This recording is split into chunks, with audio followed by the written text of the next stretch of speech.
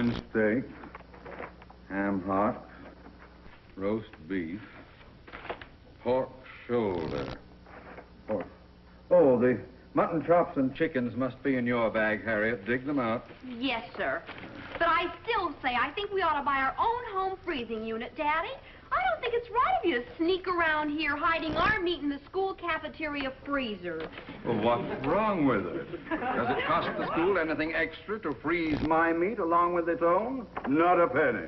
But the inconvenience. What inconvenience?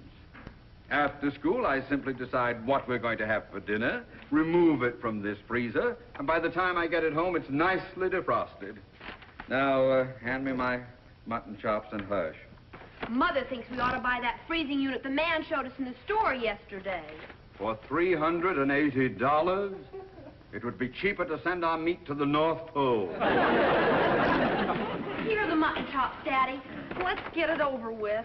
All right, now, you stand guard, Harriet. If any other faculty members catch on to my little dodge, they're liable to demand equal rights for their meat. Now, I wouldn't want to be crowded out of a good thing. Keep a sharp lookout. Hold it, Daddy. Oh, somebody coming? I'm sorry. Good morning, Miss Brooks. Morning, Harriet. Mr. Conklin. The custodian's ill, so Walter and I are making his rounds for him. Yeah, we just wanted to check and make certain the freezer door is closed. What brings you down here, sir? Who, me?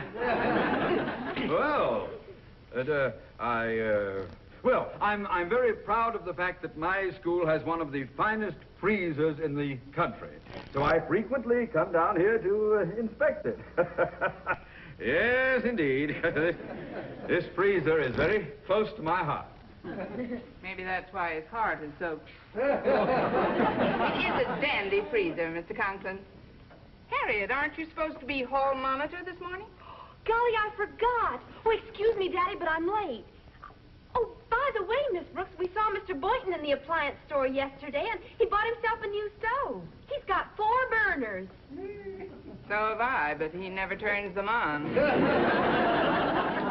He doesn't like to cook at my place. Mother sent Daddy and me over there to buy a home freezer, but Daddy figures it's cheaper if we take our meat. On your horse!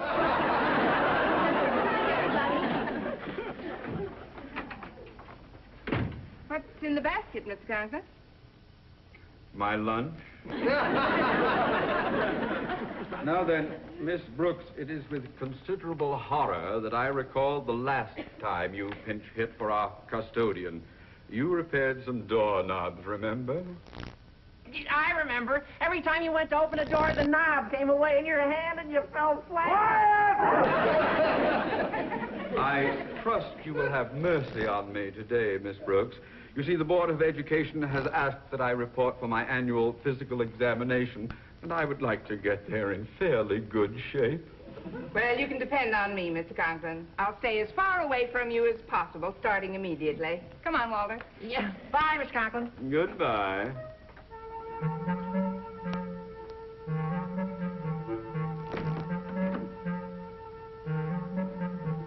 Why bother going back? Well, it never hurts to recheck, Walter. You see, it was open.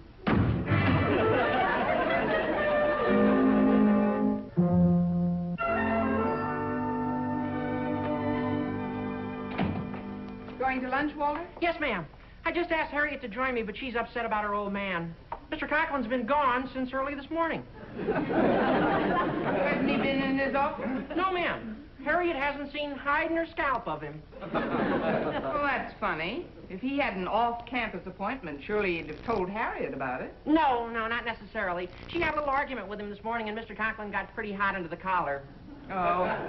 Well, he's probably cooled off by now. I don't think there's any cause for concern, Walter. He'll turn up sooner or later. He always does. It's the old story. Every silver lining has a cloud. You ready for the biology lab, Miss Brooks? Guilty, Your Honor. I haven't seen much of Mr. Boynton lately, you know. His time is being pretty thoroughly monopolized. Yeah, I know. By Miss Daisy Enright. I understand she's been knitting things for the bashful one. Sweaters and socks. What's her angle? Oh, that's obvious. She's dropping stitches and subtle hints about what a handy housewife she'd make. Her game is as old as the hills, Walter. More than one can play it, though. What do you mean? Harriet gave you an opening you could drive a truck through, Miss Brooks. She said that Mr. Boynton bought a new stove yesterday, right? Right. Well, you just listened to old Dr. Cupid. Now, I ask you, who is the handy little potential housewife who is going to volunteer to cook the first meal on Mr. Boynton's new stove? I have a lady doctor. Well, what are you waiting for? Go get something simmering. And don't spare the lard. If this works out, Doc, we'll name our first baby lamb chop after you.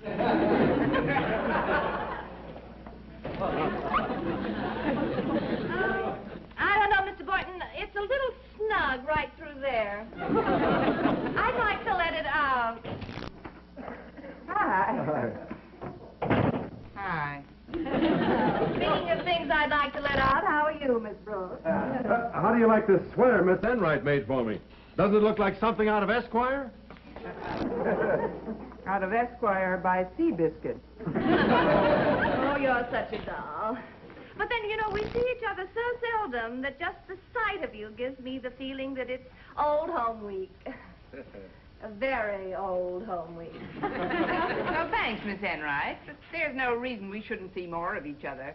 After all, science has discovered antidotes for everything these days.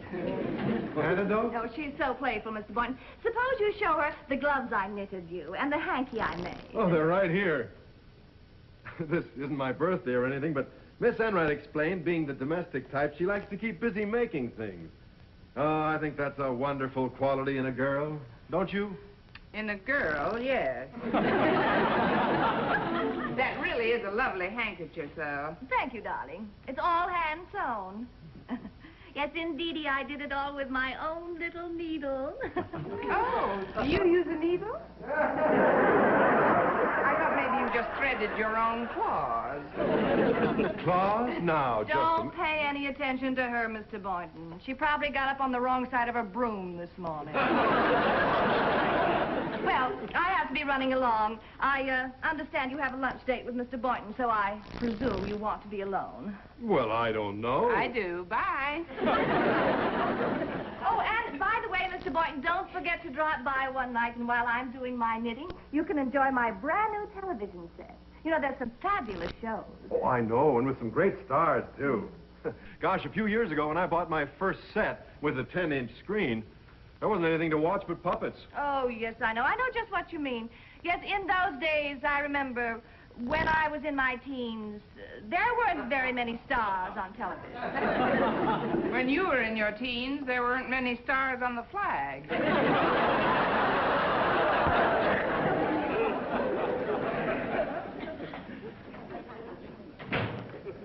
I'm surprised at you, Miss Brooks. I don't think you were very civil. Who's civil in the Civil War? Oh, let's forget about Barbara Fritchie. How do you feel about lunch? Well, frankly, it's been so warm in here all morning, I'd settle for something cool. But all I could handle would be an ice cream cone. An ice cream cone? Well, fine. That'll leave you with a big appetite for the dinner I'm going to cook for you. You want to cook dinner for me? Well, why not? Being a domestic type, I love to cook dinner for somebody. Especially somebody like a man. But you know, I wish I could cook dinner on a new stove just once. Say, it's odd that you should mention that. I bought a new stove just yesterday. You're kidding. Oh, I mean it. I even borrowed Mr. Conklin's tool chest so that I could install it myself. It's all set up in my kitchen. Oh, isn't that the most amazing coincidence? You actually mean you have a new stove in your kitchen? May I never lead another troop of Boy Scouts to Crystal Lake? Well, I tell you what I'm going to do. I'm going to forget about the stove I was thinking of and cook dinner on your new stove. And it won't cost you a thing, Mr. Boynton. I'm going to do all the shopping. Oh, well, no, I don't want to put you to a lot of expense, Miss Brooks, particularly since I could have dinner on Mr. Conklin. On Mr. Conklin? Well, yes, I bought him lunch yesterday, so he reciprocated by inviting me to dinner at his place tonight. Well, tell him you'll take a rain check. Well, all right, I'll do it. Oh, you won't find him in his office right now. For some reason, he's been missing ever since... Miss Brooks! Yeah? Miss Brooks, you've done it again. I've done what again, Walter? Well, while I was making the noon rounds for our custodian, I distinctly heard our beloved principal calling for help from inside the cafeteria freezer. Inside the freezer? Well, why didn't you let him out? What, and get myself killed? I thought you deserved the honor of springing him, Miss Brooks. Walter, you're a gentleman and a coward.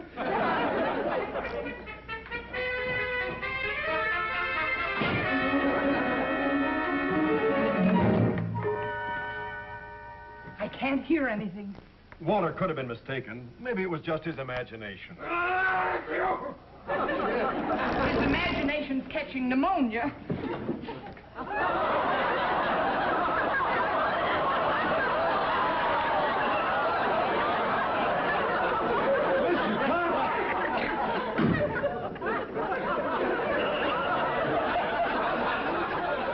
Well, you said you wanted an ice cream cone. Take him.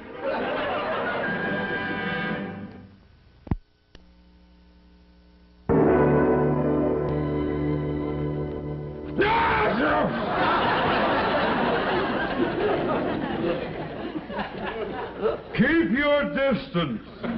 What do you want? I just heard that you were defrosted, sir. I came to pay my respects. I brought you some flowers. Don't rush me. No thanks to you, I am still among the living. Please, Mr. Conklin, I've come to praise you, not to bury you. That is, I wanted to wish you a speedy recovery, sir. Bless you. I picked these flowers for you myself. Just smell them. Are you kidding? After a 4-hour stretch in that freezer, my smeller couldn't distinguish a petunia from a pickle. I'm sorry, sir, but how was I to know you were inside when I closed it? May I ask what you were doing in the freezer? You may. What were you doing in the freezer? Freezing. Now then, Miss Brooks, I should like to remind you that I have to take my physical exam tomorrow, along with all other high school principals in the area. But you won't have whipped your cold by then, Mr. Conklin. Can't you postpone your exam? And miss the opportunity of a lifetime? No, indeed. The head of the board has decreed that all local principals are to convene once a month to exchange ideas on operational procedure. These meetings will be presided over by that principal whom Mr. Stone will select tomorrow afternoon. After the physical exams. Precisely. And since the job carries with it a great deal of extra work, not to mention prestige and a bit of added remuneration, Mr. Stone will make his selection largely on the basis of physical fitness. So you want to pass your physical with flying colors? Exactly. And unless I steer clear of you, I'm afraid those colors are going to be black and blue. So once again, Miss Brooks, I beg of you, go easy on me, won't you? Oh, you can depend on me, Mr. Conklin. Now, you just relax, sir, and take it easy. I'll move this over where you can reach it, and you won't have to... Oh, forgive me, sir. I'm so sorry. Did it get your foot? That's quite all right. I have another one. Now, if you will kindly vacate the premises... Yes, Mr. Conklin. The tailor said your suit will be dry enough for pressing in about an hour, sir. Oh, hi, Miss Brooks. How are you, Mr. Boynton? Oh, I can't kick. Neither can Mr. Conklin. Of course, it was an accident, but you see, I was Miss trying... Brooks is preparing me for my physical examination. In view of my condition, Boynton, I hope you'll take a rain check on that dinner invitation for this evening. Of course, Mr. Conklin. It so happens Miss Brooks has offered to cook dinner for me tonight on my new stove. I bought it yesterday, as you know. Yes, I was present at the time. You might be interested to learn that I called that appliance store a few moments ago, Miss Brooks. Now, don't ask me why, but I have decided to purchase a home freezing unit. Oh, splendid, Mr. Conklin. How big is your freezer? Don't build up your hopes, Miss Brooks. It's Far too small to hold me. By the way, Boynton, I'd like to install it myself, so I wish you'd return that tool chest you borrowed. Oh, yes, sir. It's still in the kitchen. Oh, perhaps after dinner, Miss Brooks and I could return it. Never mind. I'll pick it up at your place after school. Now, if you folks will run along, I have to take my high blood pressure pills. Oh, here, let me help you, Mr. Conklin. Here's your glass. Thank you. Oh. I'll drop round between 5 and 6, Boynton. Say when, Mr. Conklin.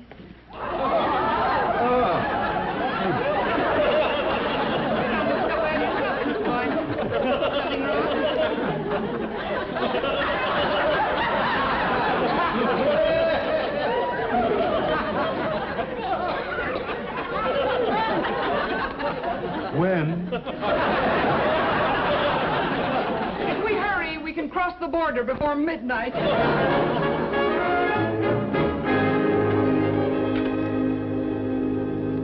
Oh, we'd better hurry, Mrs. Davis. Mr. Boynton should be back in about 15 minutes. And I don't want him to discover why I insisted that he catch a matinee today. I think it was smart of you to get rid of the bashful goon. So I could sneak over and cook his dinner. Of course, after you get married, you'll have to tell him you're not much of a cook. By then, who cares? You're right, dear. After marriage, all a girl needs is a lipstick and a good can opener. And if she has the right lipstick, she doesn't even need a can opener. Oh, you certainly did a wonderful job on that turkey, Mrs. Davis. I started cooking it at home the minute you phoned me from school. We'll have to reheat it for about 10 minutes, though. Oh? Where are the matches? Oh, we don't need any matches. The booklet said that all these burners light automatically. There we are. Well, I'll set the temperature at 350 degrees. You think that'll be hot enough for you? Yes. Until Mr. Boynton finishes dinner. Well, I'd better go in and finish setting the table now. And thanks for all the help you gave me, Mrs. Davis. Don't mention it, dear.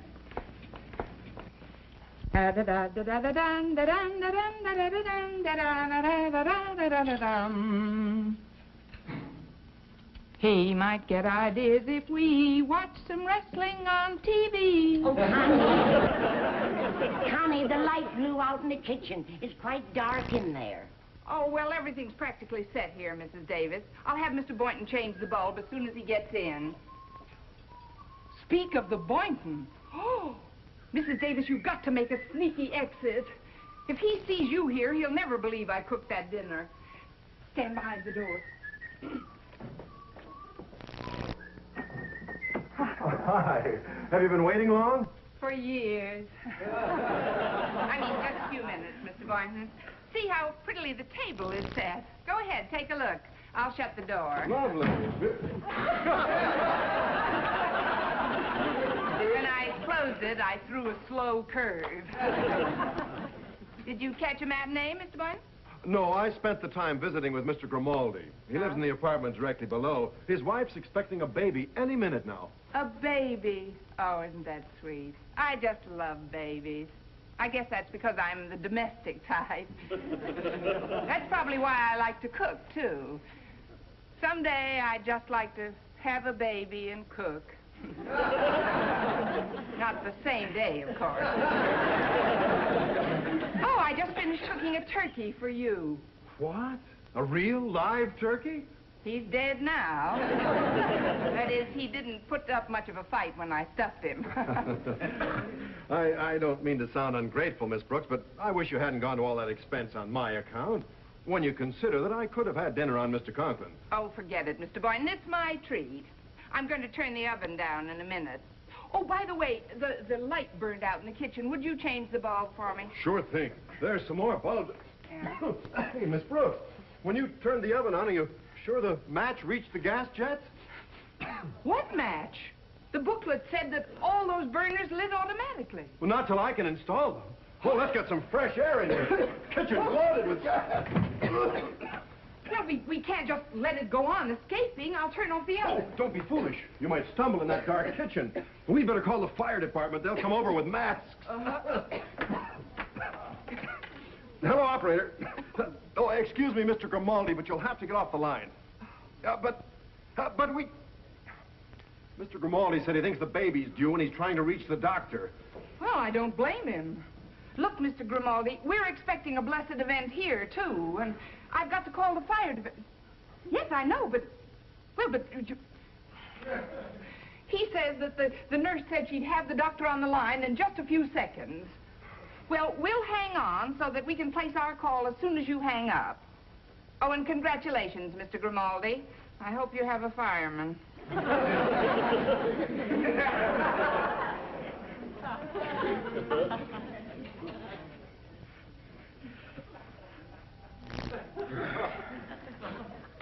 Well, he must have stepped out for a minute. Let's see, where did he say he left that tool chest? The kitchen.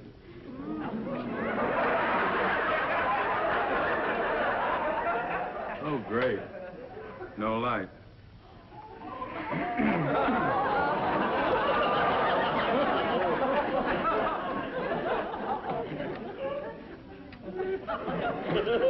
Darn matches haven't defrosted yet. Oh, there must be one dry one in this box. Well, we can't wait any longer. I'll have to use the payphone down the hall.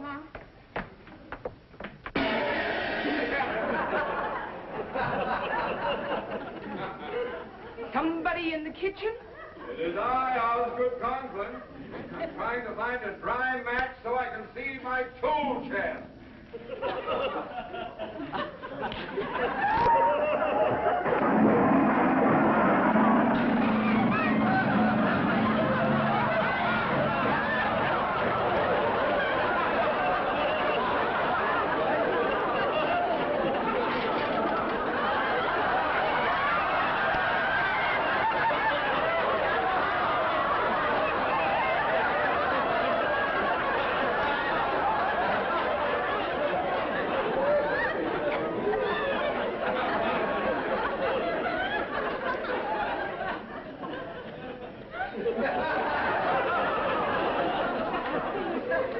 Were you trying to tell me something, Miss Brooks? Just that the kitchen was loaded with gas, Mr. Conklin. Thank you.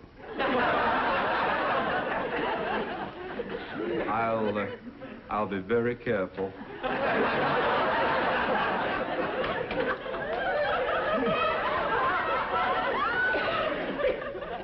Well, what are you waiting for? You can still have dinner on Mr. Conklin.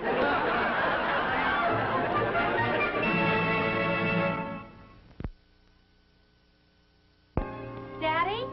In the inner office, Harriet. Oh. I just saw Brooks in the Dramatic Club prop room about 5 minutes ago, Daddy, and I told her you wanted to see her. And what did she say? She said she'd be right over.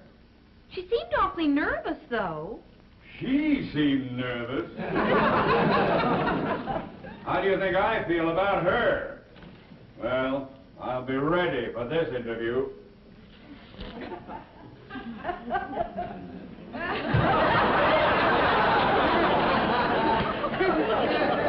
Daddy, what in the world?